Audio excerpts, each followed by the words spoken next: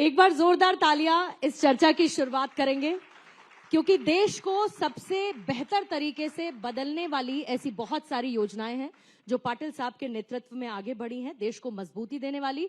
और विकसित भारत के इसी विजन पर आज हम एक बहुत शानदार चर्चा करने वाले हैं। एक बार फिर से सर आपका स्वागत करती हूं। और प्रधानमंत्री नरेंद्र मोदी के बहुत करीबी अगर गिने चुने कोई लोग हैं तो उसमें शामिल है CR पाटिल साहब। प्रधानमंत्री नरेंद्र मोदी ने 12 साल का कार्यकाल पूरा किया है। अगर मैं आपसे कहूं कि 3 शब्दों में प्रधानमंत्री के इस कार्यकाल को अगर आप समराइज कर सकें तो वो 3 शब्द कौन से होंगे?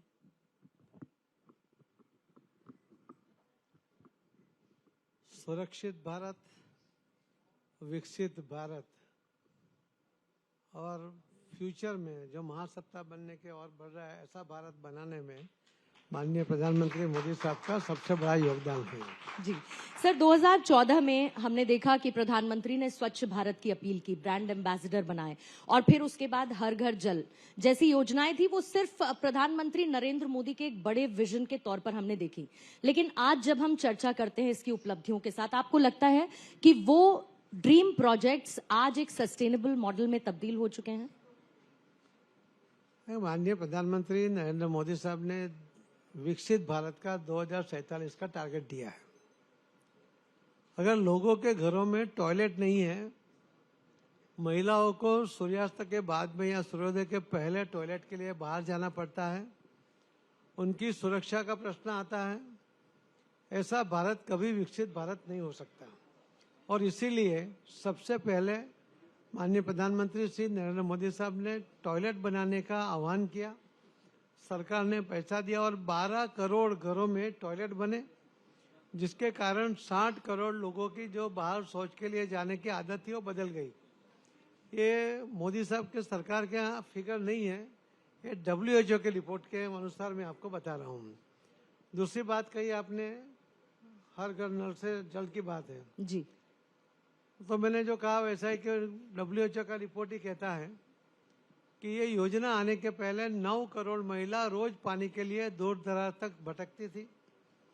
जो भी पानी मिले, जो भी क्वालिटी का मिले वो लेके आती थी। उसके कारण कई बीमारियां होती थी। रोज उनके 5.5 करोड़ घंटे पानी लेने जाने में आने में उनको लगता था। आज उनका जो समय बचा है वो समय वो अपने बच्चों के लिए, अपने आर्थिक उपार्जन में वो खर्च कर सकती हैं। जो बोझ उठाकर उसको आना पड़ता था उसमें से उसको मुक्ति मिली है। और जो नल से जल आया वो शुद्ध पानी उसके घर में आया, उसके कारण पहले जो गंदा पानी उसको मिलता था उसके कारण जो पूरे देश में अलग अलग गांव में जो बीमारियां होती थी तो सरकार के उस छोड़कर वो अपने आप जो आयुष्य जो पैसा खर्च कर सकते थे वो करीब 8.4 लाख करोड़ रुपया वो अपने दवाइयों के लिए खर्च करते थे। वो 8.4 लाख करोड़ रुपया इसके कारण बचा है। महिलाओं सुरक्षित हो गई, महिलाओं को दूर तक जाने से मुक्ति मिली और अच्छा पानी उनको अपने घर में मिलने लगा। ये अपने आप में बहुत बड़ा काम हुआ है। अभी तक 16 करोड़ घरों में पानी दिया गया है और 2028 दिसंबर तक और 3 करोड़ घरों में पानी देना है, उसके लिए काम चल रहा है।